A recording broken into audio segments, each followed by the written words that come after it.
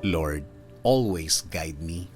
Lord, thank you for this day. Thank you for another day. Alam ko na marami na namang opportunity ang darating sa araw na ito. Alam kong darating na ang pagkakataon na inaantay ko, Lord. Panginoon, bigyan mo ako ng direksyon ngayong araw.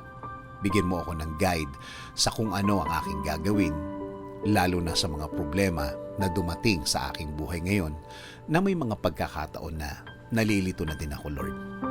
Ibigay mo po sa way ko ang mga sagot at solusyon sa mga dalahin ko ngayon, Panginoon. Ilayo mo po ako sa mga pagkakataon at mga tao na naglalayo sa akin sa sagot ninyo sa aking mga problema, Lord. Ilagay niyo po ang mga tamang impluwensya sa aking araw-araw, Lord. Mga tamang tao na mag-i-inspire sa akin. Mas magbibigay ng mga paliwanag tungkol po sa buhay at lalong-lalo na sa inyong presensya at pagmamahal. Ilayo niyo po ako sa mga maling tao na ito dahil minsan nakakadagdag po sila sa aking problemang kinakaharap.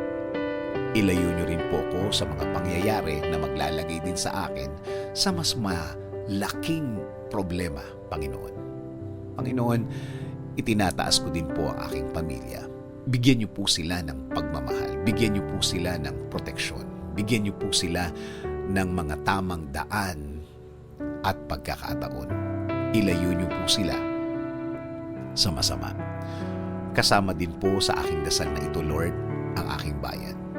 Alagaan at bigyan niyo din po ng direction at guidance ang mga namumuno.